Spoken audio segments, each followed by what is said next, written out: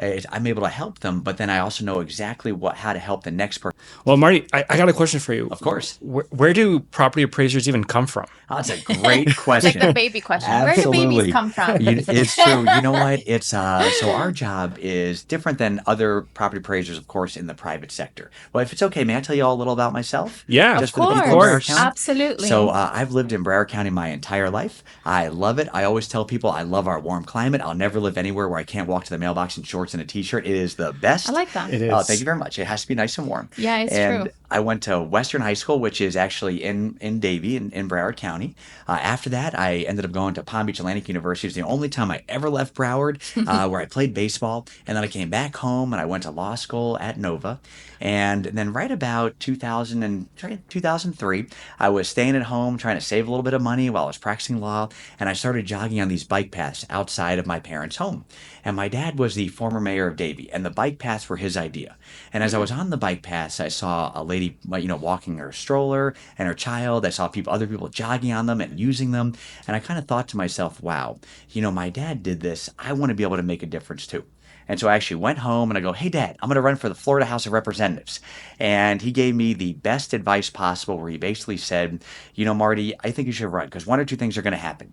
Either you're going to run and win, or you're going to run and lose, but you'll never look back and say, what if I tried? And I ran. And in 2004, I worked like crazy, banged on a ton of doors, and I lost the Democratic primary by just a couple hundred votes.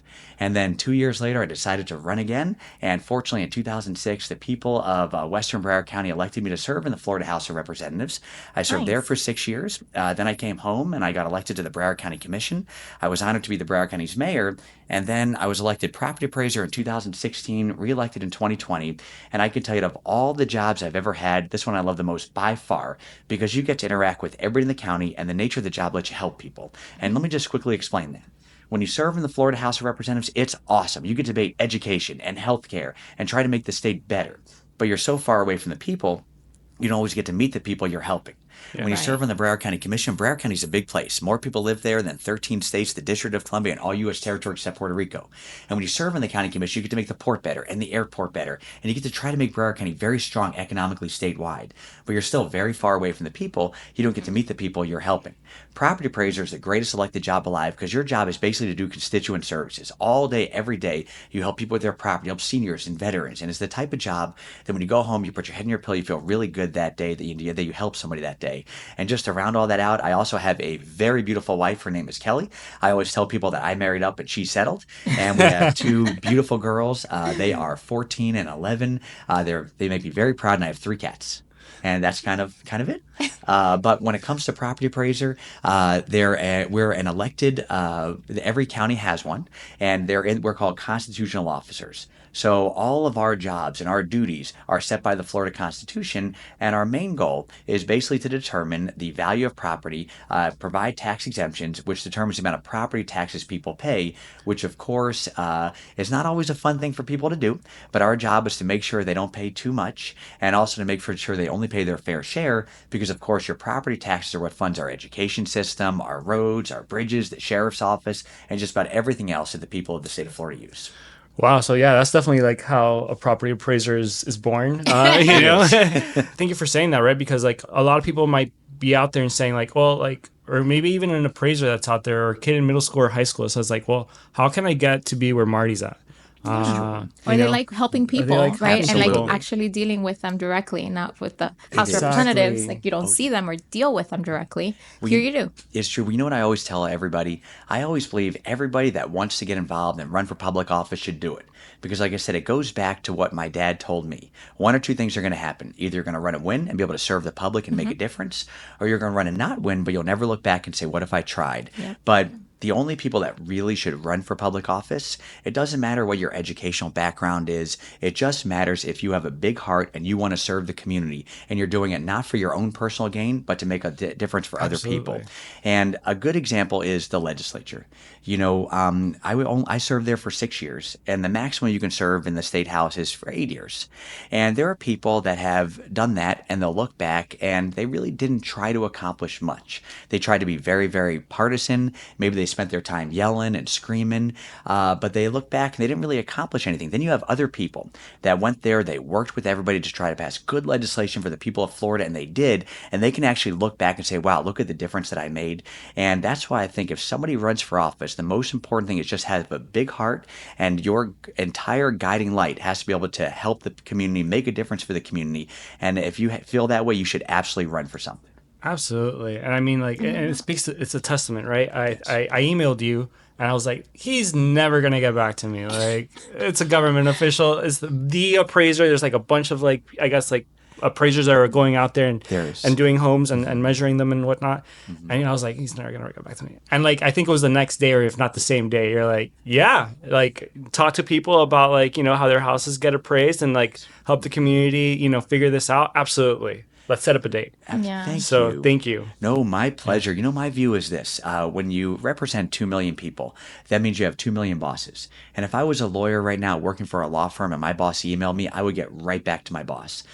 My view is anybody that emails me or tries to contact me, it's my duty to get right back to them for a couple reasons. Like I said before, a great thing is when somebody emails me about their issue, more than likely that's on other people's minds as well. Yeah. So if you learn how to help that person, you can help a lot of people. And so for me, I email people back all day, every day. I think 2 years ago, I answered 10,000 emails throughout the year. And I was so excited about that. But on December 31st, I was at 9,999 and nobody was emailing me. So I emailed myself. So I got my 10,000. But I just think it's something very important that we should do. And honestly, any elected official or anybody that's been trusted by the public that doesn't respond to their constituents or is not responsive, that's not a person, truthfully, that should be in public office. I completely agree. Definitely. And Thank you. Like now, what's the first time that somebody does come into contact with you, right? Like I used to like rent a house and like I didn't know anything about property appraisers, and then I got into real estate and I found about it that way because I was managing properties. But normally, what's the first time somebody does come into contact with your office? So there are a whole lot of different ways. The first is if somebody buys a property. If they buy a property, they're going to get basically a packet from me in the mail. And that's going to let them know about homestead, and it's going to let them know about portability and all other tax saving exemptions. And it's going to have a lot of information in there about how they can save their money in their taxes, how they can sign up for our owner alert program, all of that. So they'll really get in contact with us that way. But most people own property already. I mean, in Broward County, we have 2 million people, and we have about 405,000 homesteaded property owners. You have another 300,000 properties that are not homesteaded.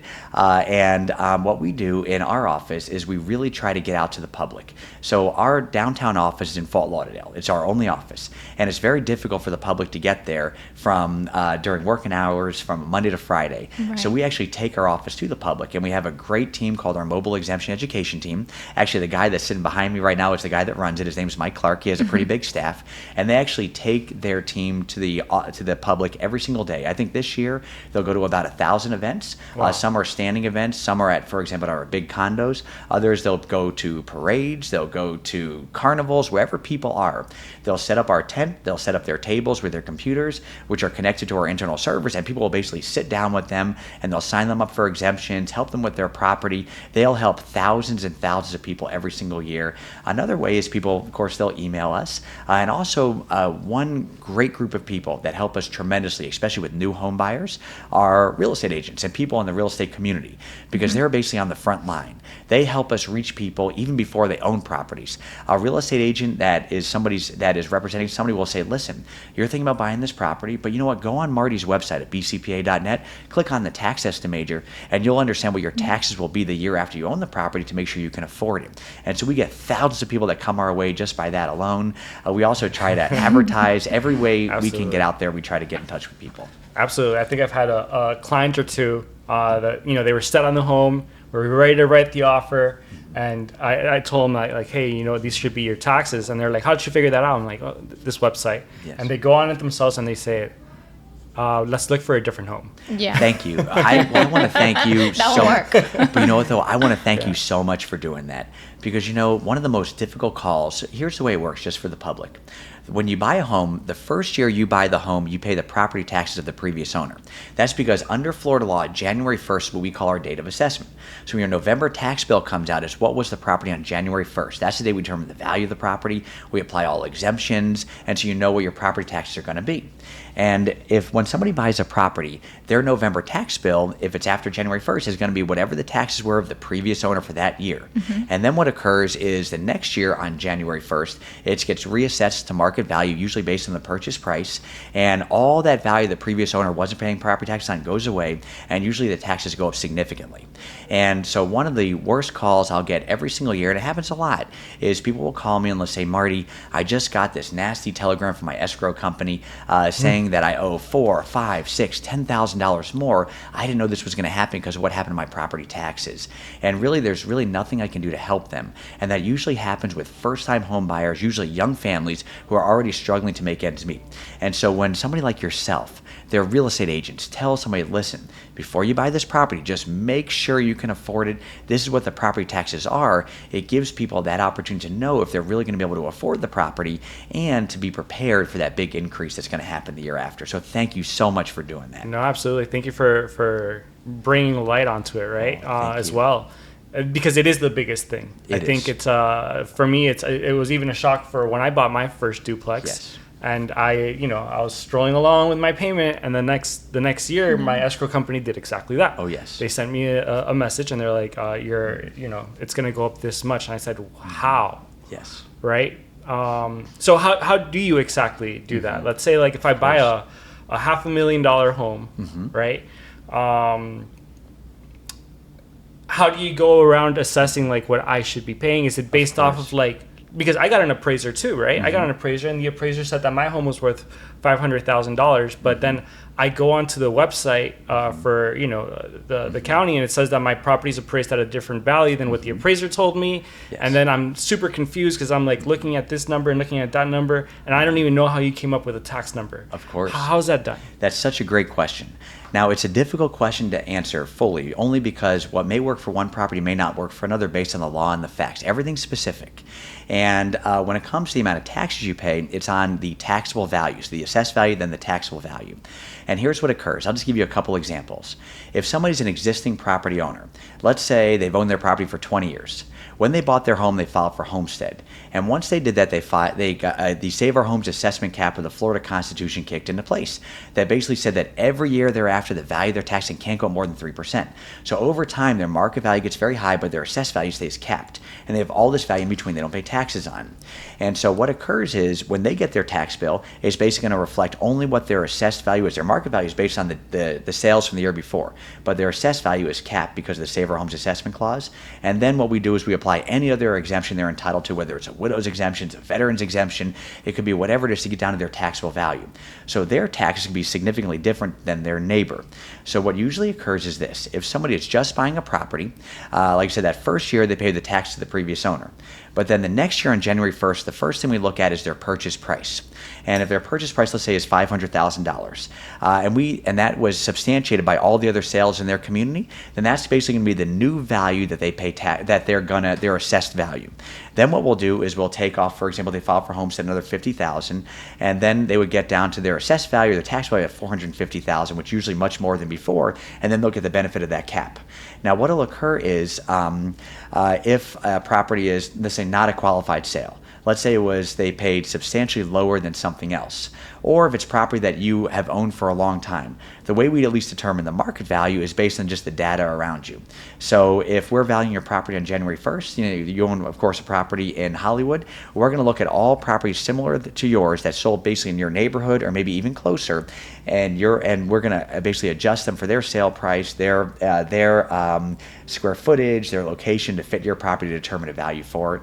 But really what I tell everybody is this. I go, and as I said at the beginning, what may work for one may not work for another. Mm-hmm. On your specific property, I'm an elected official, and the few hundred people that work for our office are all public servants. Just call us. Let's go through your specific facts together, and we'll really give you an idea as to what your property taxes will be if you decide to purchase the property. And if you own property, we'll sit down and look through your situation to see if there's a way we can actually bring down the value you pay taxes on based on your circumstances. I hope that answered the question. So, basically, what I understood is, right, maybe one of the reasons that, taxes feel like they go up so much is because when you're a current homeowner, if the values around you that year increased 10%, or we've had crazy increases here in South Florida over the last 3 years. We have. Even if they increase some crazy amount, my taxable amount cannot increase more than 3%. That's Yes, the cap. which is a great That's the thing, cap. and that's at the maximum. So if you're a homesteaded property owner, the Save Our Homes Assessment Clause, like I said, it kicks in, and it basically says that every year after you own the property, the value you're taxed on can't go up more than 3% or the consumer price index, whichever is lower. And the past few years, because inflation's been so high, the state has set it at the maximum 3%. So property values, though, especially since COVID, have increased substantially. People are coming from all over the world. They're paying a lot of money for properties in Broward County and in Miami-Dade County and Palm Beach County. And so what's happening is the market values are skyrocketing. But if you owned your property and it was homesteaded, the value you're taxing can't go more than 3%. And so you have a lot of value you don't pay taxes on, which is a great thing for any existing homesteaded property owner, because there's also a great program called Portability where they can actually move that value to another property and not pay taxes on it. So you want your market value as high as possible, especially if you're homesteaded, because your assessed value is always capped. Awesome. And again, if you have any questions, I guess we could call you and you could go over exactly how Absolutely. this works. Can I explain portability? Is Yeah, that okay? that was actually going to be my next It is. question. Yeah, we were like, Absolutely. what is portability? Absolutely. Portability is fantastic. It basically gives people the opportunity to move from one home into another home and not be taxed out of that home. And here's the way it works. When you buy your home again, you file for homestead. And when you did that, that cap kicked into place. That said that every year thereafter, the value you're taxing can't go up more than a maximum of 3%. So over time, your market value gets very high. Your assessed value stays capped. You have all this value in between you don't pay taxes on. If you now decide you want to buy any other home anywhere else in the state of Florida of equal or greater value, you take whatever difference that is with you between your market and your assessed value with you to your new home and not pay taxes on it. If you buy a home of lower value, take a percentage of it, and you can still save many thousands of dollars a year in your property taxes.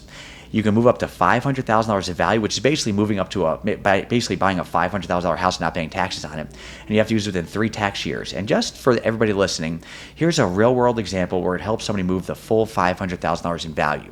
There was a couple that lived in the city of Weston, and they bought a home in a community called Weston Hills. And Weston Hills is a high-end community, and they bought the home probably 20 years ago when Weston Hills was built. And 25 years ago, Weston Hills was still a place a young family could afford. And so they bought their home for a couple $100,000. They filed for homestead. And then, of course, that cap kicked into place. Fast forward 20, 25 years, they're all of a sudden they're empty nesters. Their kids went to Cypress Bay High School and the University of Florida, and all they wanted to do was sell their property in Weston Hills and buy a condo in Las Olas and Fort Lauderdale, but they were very afraid they couldn't afford the property taxes. So we looked at their property. The market value of their property was right about $1 million, but their assessed value was $500,000 because of that cap. They had the full $500,000 of value they weren't paying taxes on. What they did was they sold their home in Weston Hills. They then bought a condo on Las Olas for about $1 million, and we were able to move the full $500,000 of value they weren't paying taxes on from Fort Lauderdale, or from Weston to Fort Lauderdale, which dropped their assessed value to $500,000. It basically meant their taxes in Fort Lauderdale were very similar to what they were in Weston. And what people should really also think about portability is it's not just saving you money that first year, it's saving you money every single year thereafter, because it's basically value you'll never have to pay taxes on. It's really a great Oh my thing. goodness. That's awesome. That's not even It is. portability. I think that's a hack. That's like a life is. hack. Yeah. It is. It's wonderful. So I love portability. And you can transfer this within 3 years. Oh, 3 tax years. 3 tax years. It is. So, and for our purpose, a tax year starts on January 1st. So right now it is April. It's April. Almost May. And so- almost May. And so if you sold your home today, you would basically have 2 years and about 8 months to be able to establish your new homestead to file for homestead and portability. So this is done through the regular homestead exemption. You just have to put somewhere Yes. in there portability, or how does that work? So what happens in Broward, and I believe they do it the same way in Miami-Dade, is there is a separate exemption for portability, separate application for portability, and you can basically, once you buy your home, you get a whole packet from us in the mail that explains homestead, portability. It allows you to fill it out. You can also just basically go on our website. You can fill it out there. There's all kinds of ways that you can apply for it. You just have to do it timely, or else you lose all that value. Wow. That's definitely something I did not know. And Absolutely. a lot of people could take advantage of, for Oh, sure. it's wonderful. I mean, a good example is me. Years ago, when my wife and I first got married in 2005, we bought a cute little townhouse in the town of Davie, of course, in Broward County. And when it was just the two of us, it was like a palace. Then we had 2 daughters, a dog, and a cat, and it got really crammed. And we wanted to find a single-family home that we could afford that was in our price range to raise our family. And we found a really pretty home in the city of Plantation.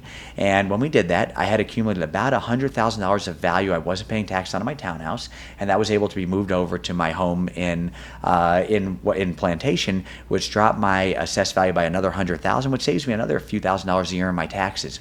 Portability is great, and like I said, you can use it as many times as you want. That's awesome. And can you, Definitely. like, let's say you have a property already that you didn't live in, but now you're going to move into it and no longer that one. Can you transfer it into that one, even if it's not a new house that you just bought? Oh, yes. Any house you can. Oh. The only thing you have to remember, though, is you can make any property your homestead as long as that's going to be your primary residence. Right. And in Broward, for example, you have to register to vote there. If you don't vote with your declaration of domicile, with your cards registered to, you have to prove that's where your primary residence is, and you can make that your homestead.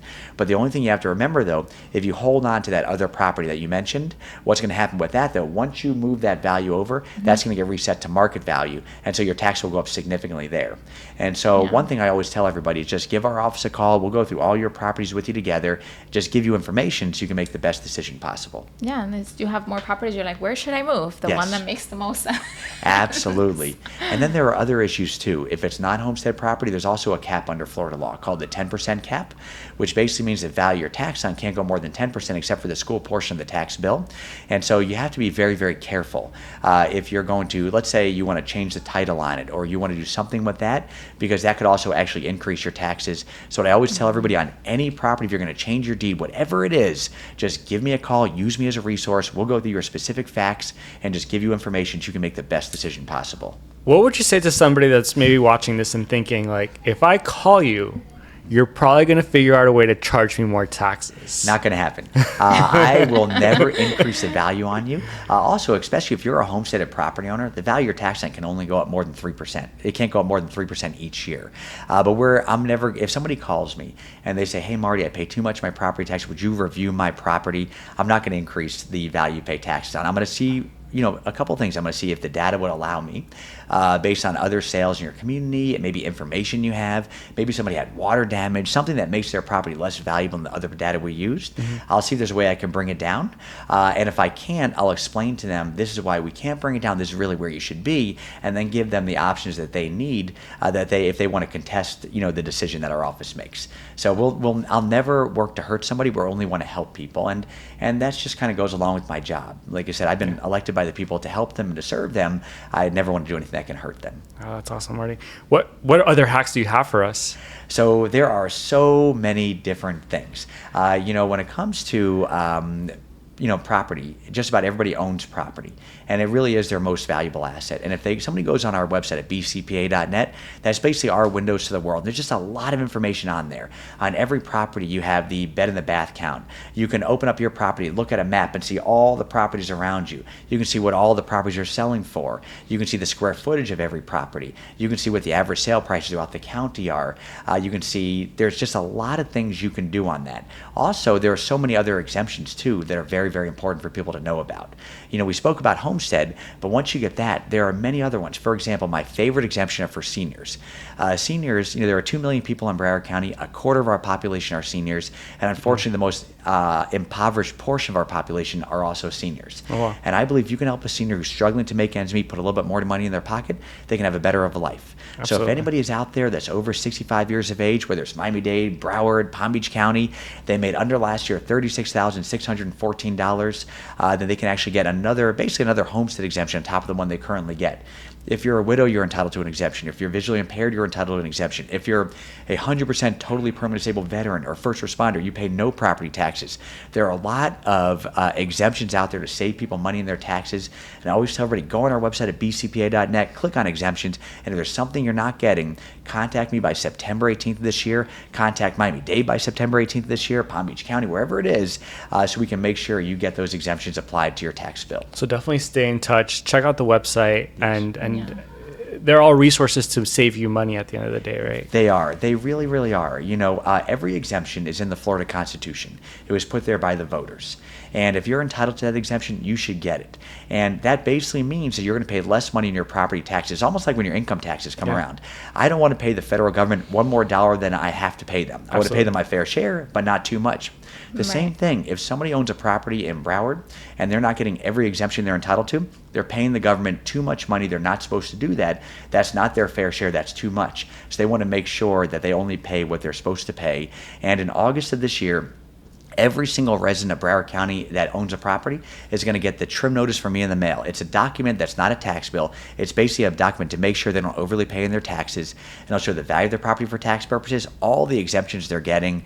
And I always tell everybody, if you're concerned about the value of your property, or you're not getting every tax saving exemption you're entitled to, just call me by September 18th. We'll make sure you get them so you save money in your taxes. So September 18th is also a deadline where they want to like do the what is it, this contest, is I think you said. Oh, it's Contest? yes, absolutely. Can we look into that? Because we've Of had calls course. into like, well, I heard or I saw a video where Yes. if I don't agree with this, then I can definitely. What are some things that we could tell? We have a friend too, right? In Yeah. Coral Gables, and he said, I bought this house and I got the tax bill, and I said, heck no. Yeah. And I knew this person bought for this much, and I went and I contested it. And he said Yeah. that like he got in front of the people, but he said that like he had friends in the city. Yeah. So it's like, well, I don't have friends in the city. Maybe I have one now, but like, The average. but the average person that doesn't know where to start, how do Yes. they go about And contesting feels it? intimidated So, too, right? such a Like, great question. Yeah. Well, you know what?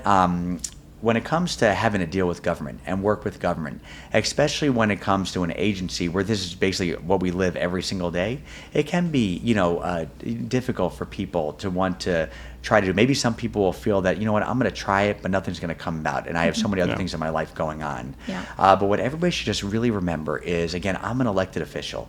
Pedro Garcia, the property of Miami-Dade County, a great guy, works so hard, an elected official.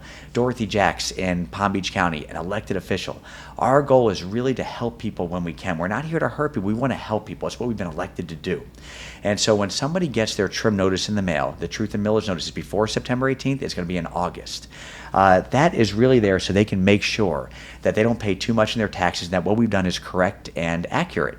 And so I always tell everybody, the first thing you should do when you get it, if you have any concerns, call our office. The number's in there, the departments are in there, and they'll go through everything with you. And if we can help you there, we always will.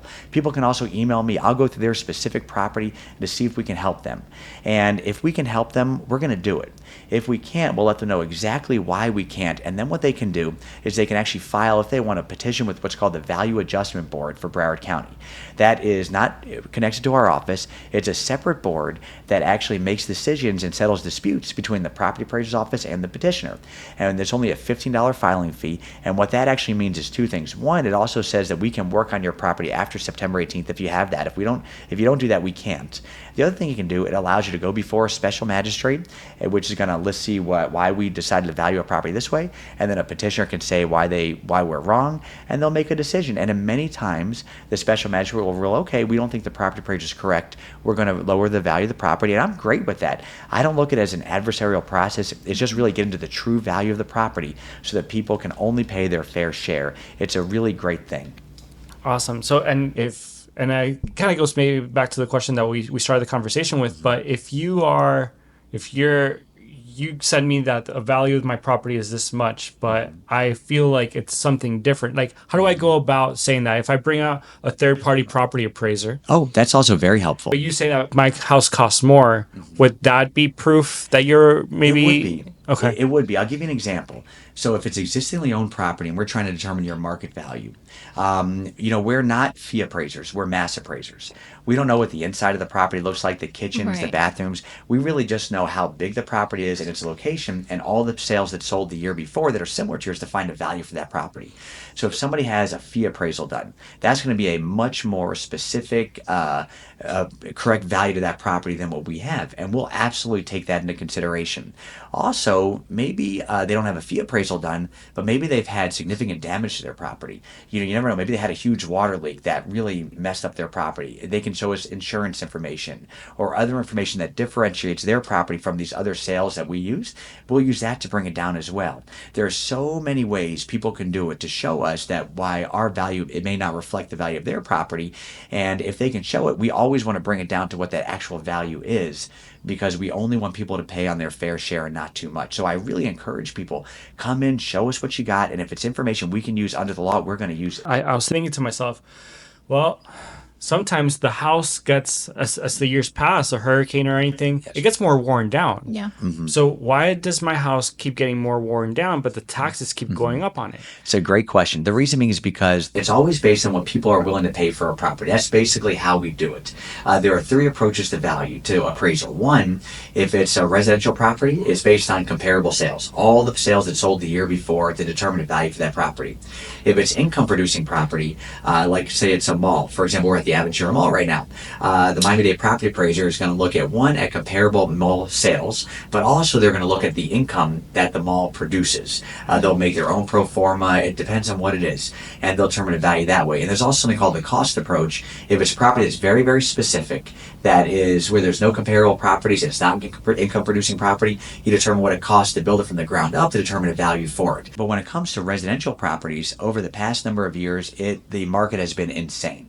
I mean, people are coming from everywhere and they're paying enormous amounts of money for properties. I mean, people's properties now are worth 2 or 3 times what they were just a few years ago. Yeah. And when an under accepted appraisal practices, that's what you have to utilize to determine the market value for properties. And that's why people see the value of their property that they're taxed on. If it's homesteaded, they've been seeing that 3% hit every single year over the past few years because of that. But like I said, what they can do though is if they think it's what we've done is incorrect or they have other data, just give us a call. Let's go through it together, and we'll make sure we get it accurate with you. Awesome. So I think also for people that maybe own more than one house, right? Yes. You want to maybe look at the area and you want to homestead the house that is seeing the biggest growth in the value of your neighbors. Yes. Right? Because that way you'll save the most amount of money. It is, but you have to be very careful. And I'll tell you why. Because like I said before, I don't want to just say to do that, because there may be a situation, because like I said, what may work for one property may not work for another based on the law and the facts. The best thing to do is to sit down with our office in Broward. Let's just go through all of them together, and we'll just give you some information and data, and just so that you can utilize it to make a great decision. I'll give you an example. Let's say people own 2 properties. One's their homesteaded property, one's not their homesteaded property. Let's say one's a rental property. The homesteaded property, depending on how long they've owned it, they've had the benefit of the homestead cap, and so maybe the value of their taxes is much less than their market value. Their other property, there's that 10% cap that basically says the value they're taxed on can't go more than 10% except for the school portion of the tax bill. So that value they pay tax on is going to be much lower also than the market value. Let's say they want to switch that.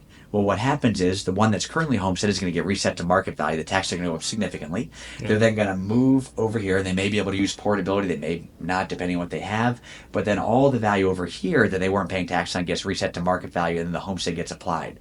So it may not always work. So what we do, truthfully, is, like I said, we just look at people's specific situations, and we give them information, and then that really helps them make a decision as to what will work best for them or their family. That is awesome. So even if you're considering, like, let's say maybe buying a house in Tampa, we could come to you and say, hey, Marty, like, I'm considering buying this house in Tampa, but like, how would that situation look? And you could help us out. Oh yeah, in that situation, we can show you basically what happened with your Broward property, and then we'd also contact the Tampa, Hillsborough County Property Appraiser's office, which I think is Bob, a great guy, and we would just kind of go through with them as well and work on it together for that constituent, so they can really make just a good decision. I'll give you another example. Under Florida law, you can only have exemptions on one property per family unit, and a family unit's a married couple. And so there are people, for example, that will live in New York, and they'll have an exemption called the STAR exemption. It's an educational property tax exemption, so they'll save money up there. They'll then buy property here, and they'll think about filing for homestead here, but if they do that, they have to give up their exemption up there. And so we'll look at it with them. We'll say, okay, this is the amount of money you're saving in New York. This is what you would save here in Broward. This is how it can potentially help you in the long run. And we'll just give them that information, and they'll decide, do we want to keep our STAR exemption there, or do we want to get rid of that, and do we want to have homestead here? Our goal is really just to provide information to people so they can figure out what's best for themselves. I love that. You can bring scenarios and you can be helpful, because sometimes it sounds like intimidating to go in and say, like, oh, what if they reject me, or what if they say this, or what if let me just not. But it's like, that's what you're off. It sounds like you're like, we have resources. Come and use them, right? It is, and that's really our goal. That's why I love the fact that every property appraiser in the state of Florida is elected. They'll actually, every tax collector, which is separate from our office will be elected as well. The sheriff is elected. All of these people that are elected to these countywide offices, they're elected by the people to serve the people. And so we all really view it as a way, okay, how can we help people and make sure they only pay their fair share? If we can help them save money, we always will. And you want to work with people because that's what you've been elected to do. It's no different than any other elected job. If you serve in Congress or the state legislature, you're the mayor of a city, your job is constituent services to help people if you can. And that's kind of the way that we look at it as well. And what's great about it is our job in particular is really cool because, you're dealing with pretty much everybody in the county. Just about everybody owns property for them and their family. So you get to interact with everybody, which means you get to help a lot of people. And so I always tell everybody, don't be intimidated. We are a government office that's been elected by the people. Just give us a call. Email us. Let's go through it together. Come to us or we'll come to you. And if we can help you, we always, always will. And for anyone dealing with any hardships, because sometimes things can come up, yes. Are there any programs or any payment plans or things that they can be set up so that families can be helped? There is. Well, one thing that's really great is there is a very good law called the catastrophic law. That there's a couple things that can happen. So under Florida law, let's say somebody's home is destroyed by fire, by calamity. You can't destroy it on your own. So you can't knock down a property and build something else. But if it's destroyed by something that's not the fault of your own, and unfortunately in South Florida that happens a lot. A lot of people have electrical fires. Maybe there's going to be a hurricane that's going to knock something down. There's water and flood damage. If you do that, there's a lot of ways to save money where we're able to make sure you don't lose your homestead. You can build up to 110%. You can also apply for an abatement in property taxes for the time that the property was not being able to be utilized. There's so many ways to be able to make sure that people don't pay too much in their taxes and they get treated fairly. Also, when it comes to the tax collector's office, which is separate from our office, there are ways where people can go on payment plans to pay their property taxes. They can pay quarterly sometimes. There are a lot of ways that they can do that as well. And in Broward County, actually, and in Miami-Dade County, there hasn't been an elected tax collector. Under Florida law, it was changed recently to where now both Broward and Miami-Dade County have elections for tax collectors this year. I believe Miami-Dade does too. And so in Broward, we'll have a tax collector for the first time, which I think will be really great for the public because I do believe when you're an elected official and you're elected to these positions, your job is to try to make it better and more convenient and easy for the public because you actually answer to the public. That is awesome. Yeah, absolutely. I think when we started this conversation, I was like, why is he elected? I thought that, it was just, I didn't know that a either. position. Mm-hmm. But it is. It's really, really a great thing. And like something you apply for, right? Yeah. Apply. I think that was one of our questions. Like, how did you? I think your job. You apply for it. Yeah. It is. You know what? I'll tell you what's kind of cool. When you're elected to a countywide position like in Broward County, what's neat is there are more people in Broward County than 13 states, the District of Columbia, and all U.S. territories except Puerto Rico. There's 1.2 million voters. And when you run for a job like that with so many people and you work really hard to try to earn people's votes, when you see the amount of people that think enough of you to give you their support, it's really just an amazing feeling. I bet. And I'm just exceptionally grateful about it. And Miami-Dade is like a different, it's even bigger. Like it's humongous. I mean, so it's, Broward, like I said, is bigger than 13 states. Miami-Dade is even larger. Yeah. And it's pretty cool that the people of Miami-Dade get to elect that person to that position. And it's important anyways, because you want to know that when you elect people to these types of jobs that affect everybody, it's very important to be able to hold that person accountable because the power is always in the hands of the people. If that person does a good job, they work hard for the public, they want to make a difference, then you may want to reelect them. But if they don't, and they're one of those types of elected officials that's not there for the public, they're there for their own power or their own greed, then the public can actually change that. And that's a really, really good thing. That is awesome. That's awesome. And 2 million people. So you're in charge of assessing the values and the property, and this is everything, right? It's not just homes. It's so basically all land is we have to value. Some land, of course, is exempt from taxes if it's churches or 501c3s, but it's just about everything. It's from homestead residential properties to commercial properties, to city-owned properties, which at times can be exempt, but depending. It also pertains to tangible personal property. Which the city pays taxes too? They do on some properties. So, for example, if you can be a 501c3, for example, own a property, but let's say you rent that property to a McDonald's. So you're not utilizing it for your purposes. So you would actually have to pay taxes on that property because it's for a for-profit type thing. The cities can do that as well, where they can own property, but they rent it to a for-profit organization, and at times they can be taxed. And then there's also tangible personal property, which is basically movable property in buildings. A good example is Florida Power and Light has a massive power plant, of course, in Broward County. They have about $1 billion of tangible personal property that gets taxed. And so there's a whole lot of things that we have to do to make sure, like I said, that people only pay their fair share, not too much, but it's important. One, you don't want to make everybody pay one more dime than they should in their property taxes. But at the same time, and I think everybody agrees with this, you have to pay something, because if you don't, you'll have no schools. You don't have a sheriff's office. You don't have roads or bridges. I mean, it's actually what makes government run, and that's why I think it's just a very important job to have for the people of our communities. Absolutely. So it's not just the homeowners that are paying taxes on their properties. It's every square inch. Every square inch. Yes. That's amazing. Unless it's exempt. But Unless it's exempt. absolutely. Church 501(c). Definitely. Marty, can you tell us any crazy stories? I mean, I can't think of anything crazy like that. Well, I would sure you love have to. some. So, one thing that's a little bit different that we do in our office is we really crack down on title fraud. And let me just kind of explain that. Unfortunately, South Florida is the title fraud capital of the world. It's the capital of the world because you have criminals, and that's what they are. And what they do is they walk into the recording divisions of every county every single day in the state of Florida, and they file fake deeds on people's properties, and they take those deeds and they extort people for money or mortgage rent or sell the property. They do it all the time. And the reason it's so easy for them is the recording divisions have a ministerial duty. They have to accept whatever documents filed with them. So you have these criminals, they walk in, they file a fake deed, and they do something nefarious with it. So the first thing we wanted to do in Broward County was give the people of Broward County the opportunity to fight the fraud before the fraud occurs. So about 3 years ago, we came up with a great program that we developed in-house. We spent no taxpayer dollars doing it, and it's free to the public, called Owner Alert. And here's what it does. It's a notification program letting people know if a document changing title has been filed in their property. And here's how anybody can sign up. They can go to our website at bcpa.net. They click on Owner Alert. They type in their name. They type in their property ID, which they can easily grab from our website. And they type in their email address. And if we have their email address on file, that's because we had it with their homestead application. They're automatically verified. If we don't, they have to upload their Florida driver's license or Florida ID. If they don't have that, they have to upload a utility bill or something proving ownership. And then if any document legitimate or not is filed changing ownership, they'll be notified instantaneously by email, text message. They get a hard copy in the mail. And it's really a fantastic thing so they can make sure somebody can't steal their property and cloud their title. We've had about 251,000 Broward County property owners sign up so far. And my goal is to get everybody to sign up, because they're to protect their most important asset, their home. When we instituted this program, I started getting phone calls from residents, and they would say, Marty, I just got an alert from your office that somebody changed the title on my property, but I didn't do it.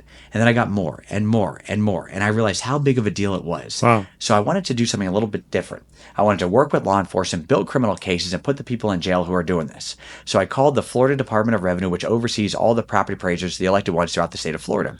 And I go, DOR, this is what I want to do. Can I do it? And I gave them a lot of heartburn. And they go, Marty, you're a property appraiser. You determine the value of, big time. They go, you determine the value of properties, you give exemptions, you're not law enforcement. But we understand this is a big deal for South Florida, so we'll approve your program and make you the guinea pig for the rest of the state. I go, great. No way. I then went to the Broward County Commission, which funds my budget. I go, County Commission, the Department of Revenue approved a new program in my office. I'm going to call it our Crimes Against Property team. Would you all fund it? And they said, absolutely. All 9 said, we'll give you whatever you need. I then went to see my friend, Sheriff Tony, the sheriff of Broward County. I go, Sheriff Tony, I have this new program in my office. It's called our Crimes Against Property team. I'm excited about it, but I have a problem. I'm not law enforcement. You are. I can't issue probable cause affidavits, search warrants. I can't arrest people, but you can. Can we work together, build criminal cases, and put the people in jail who are doing this? And Sheriff Tony said, absolutely, Marty. And we entered into an agreement to work together. Wow. And he actually, Amazing. it is. And he assigned 2 sheriff's detectives to work in our office so we could do the job of law enforcement. I then went to see our state attorney, Harold Pryor, who's the prosecutor for Broward County. And I go, Harold, the sheriff and I, we're working together. We're going to build these criminal cases. If we bring you cases you think are prosecutorial, would you work with us to put these people in jail? And he goes, absolutely. And we entered into an agreement, and he actually assigned an assistant state attorney to work with our office to prosecute the people that we bring to them. And over the past 2 years that we've had our program in place, we've been very successful. We've arrested now more than 50 people. We've had a number of convictions. We've been able to stop the fraudulent sale of millions of dollars worth of property, and we've been able to work with the court system to get property back to people in a much more expeditious and cost-efficient manner. And just to let the people that are listening out there know about how bad these people are, I'd love to give you all just a few examples that show what these people will do to try to rip off the people of our communities. Yeah. The first example I like to talk about involved a married couple. It was two wives. One of the wives worked for one of Broward's hospital districts. The other wife worked in the real estate industry. The wife that worked in the hospital district would find out what people would pass on. She would then take their confidential information, including their social security numbers, and give it to her wife in the real estate industry, who would find that they had property in Broward County and heirs here. If they had property and no heirs, they'd file fake deeds on the properties. They'd sell the properties until they mortgage the properties, rent the properties. They profited the amount of many, many millions of dollars. But something I'm very happy about is they were found guilty. And even though they're a married couple, they're spending the time in different prisons, which is a great thing. And they stole a lot of properties. Another example happened from a person not from Broward. He was actually from down here in Miami-Dade County. And he came up with a really smart but devious scheme. He found out somehow, and he hasn't yet been convicted, but I believe he will be. He somehow found out that there was a senior that was bedridden and very, very sick. And that senior lived in one of our cities in Broward County called Southwest Ranches. He also found out that senior had a 5-acre parcel free and clear of no mortgage. And so what he decided to do was to steal the property and take out a mortgage. So here's what he did. He filed a fake corporation with Tallahassee. He made the officer and director of the corporation the sick, bedridden senior. He then filed a fake deed saying the corporation owned the property. He then made a fake deed saying he was that man. He then walked into a small business, a mortgage company in the city of Sunrise, and said, you know what? Fallen on some hard times, made some bad financial decisions, but I have this one thing, a 5-acre parcel in Southwest Ranch. Can I please have a $515,000 mortgage? And they said, sure, we'll give it to you. And this is where they really should have realized something fishy was going on. The closing for a 5-acre parcel in Southwest Ranches for $500,000 took place at a Burger King in Hialeah. So you go to Burger King in Hialeah, and you got the bad guy trying to get the money. You got the mortgage company about to be out a lot of money, and you had the smartest person in the room, the notary. And the notary is looking at this, thinking this is very bizarre. So she asked for the guy's thumbprint, which he gave. She then provided to our office. We contacted the Town of Davie Police Department because they police Southwest Ranches and the U.S. Secret Service because they handle a lot of the identity theft cases in America. Fortunately, the man was arrested. Unfortunately, he was given the full mortgage. He spent about $80,000. We recovered the rest. Another example happened.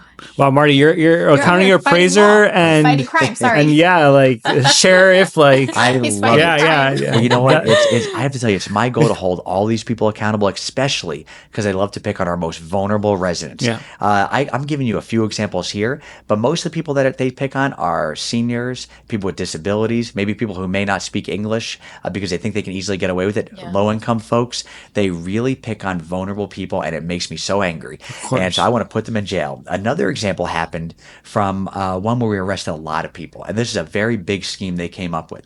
And they figured out how to use the Broward County court system to steal properties. And here's how they would do it. The ringleaders would file what's called quiet title actions in circuit court, basically lawsuits in circuit court, saying this senior, this bank, or this person no longer wants the property.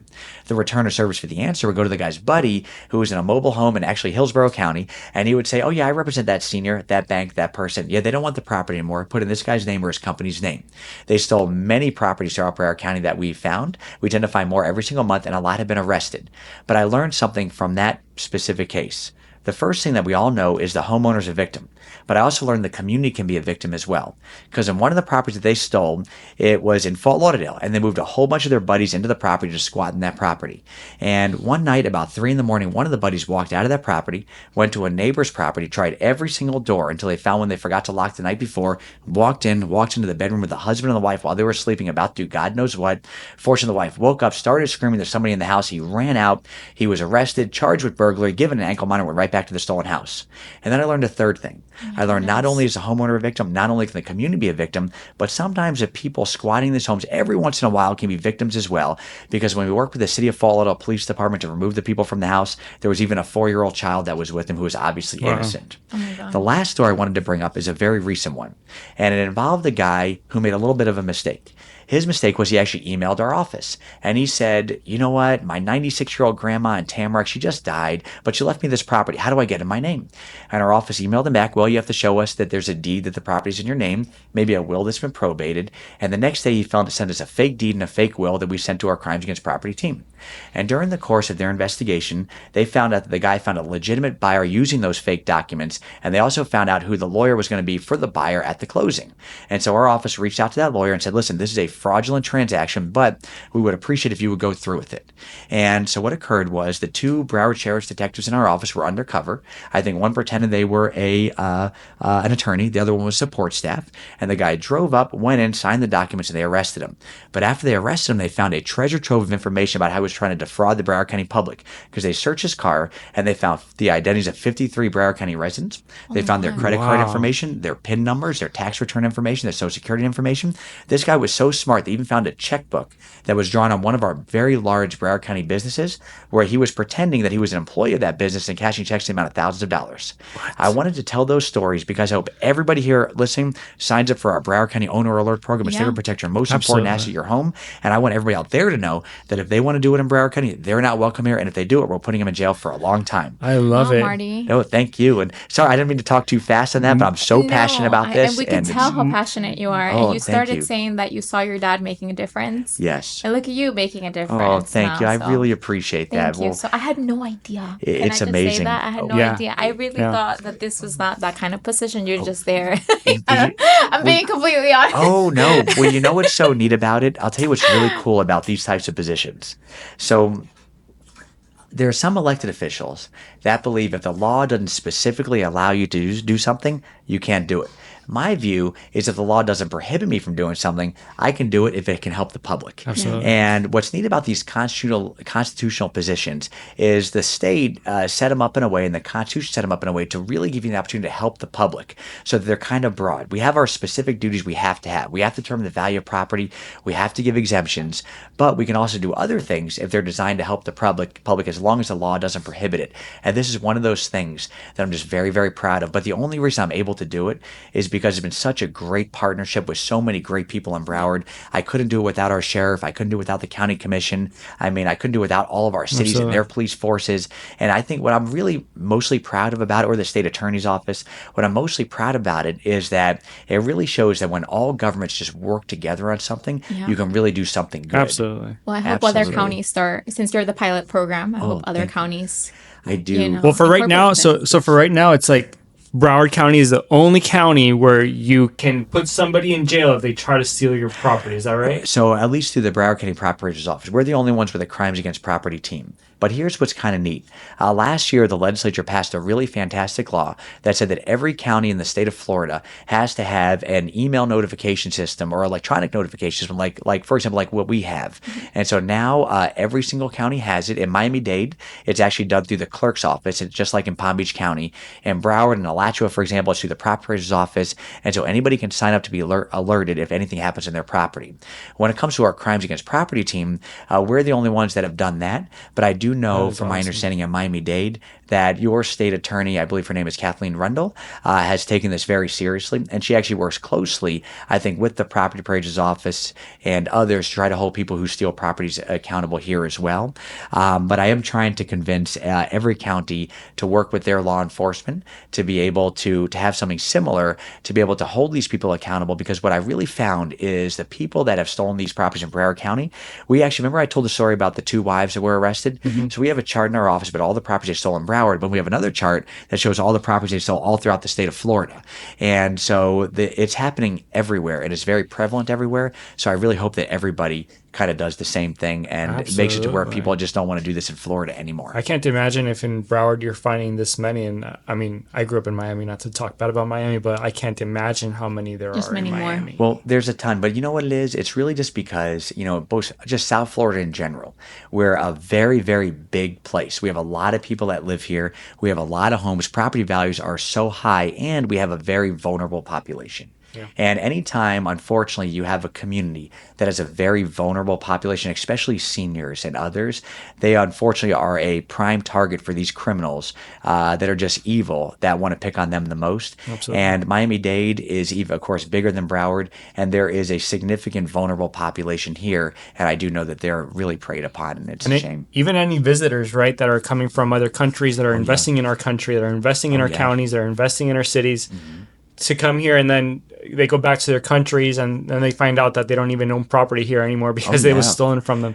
Well, that's how smart these people are. They find that out. They love to go after homes where the people don't live here the entire time. There's one story that we had where there was a Canadian citizen that owned a property in Fort Lauderdale, and it was actually a $2 million property. And one day, the Homeowners Association president is walking around, and he starts talking to this guy.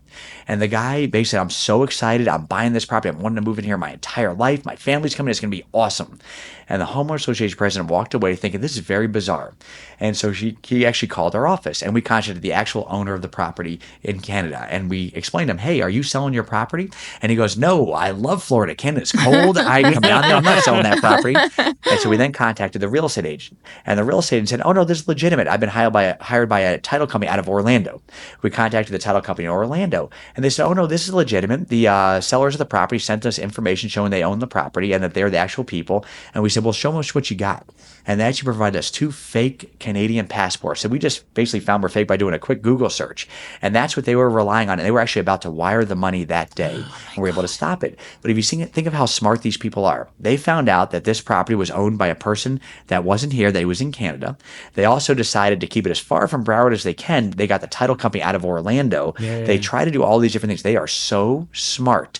And people need to be very, very vigilant. So like I said, in Broward, it doesn't matter if you live here, you don't live here. If you own property, you can sign up for our owner alert program. Please do it. It's so important. That's amazing. So thank you so much, Marty. Thank you, Marty. Thank you. You guys have been great. And we're going to have a guide put together with the Save Our Homes Act and the 3% and everything that a first-time home buyer should know, and also the portability. That is not maybe for first-time home buyers, but when you've already been in a home for such a long time, there's things that maybe you don't know, right? So we'll put that together. That's fantastic. And also to let you all know, I love speaking to people in the real estate industry, because one thing that we've also done, which is so helpful, is we have a brochure in our office. And the brochure basically shows everything from all the exemptions to portability to owner alert. And what we do, we have boxes and boxes and boxes of these. And it's basically free to the public. And we actually bring them to almost every real estate company in Broward and others. And they've been so helpful in basically giving those out at the closing to their clients. And there are thousands of people who've been able to help that way. If you all would like that too, just let us know. If anybody you know needs it. But any way you can get the word out, that would be so helpful, because, again, it's kind of like our window to the world. It helps me help people I can't reach on my own. So thank you. And I'm sure that there's hyperlinks for all this, so we could link in the comments. Like if you're watching this, go to the comments section and you'll find all this information, the portability information, how to make sure your home isn't stolen from underneath you, and anything else that I'm sure that Marty's going to be able to provide. So check out the comments. Thank you.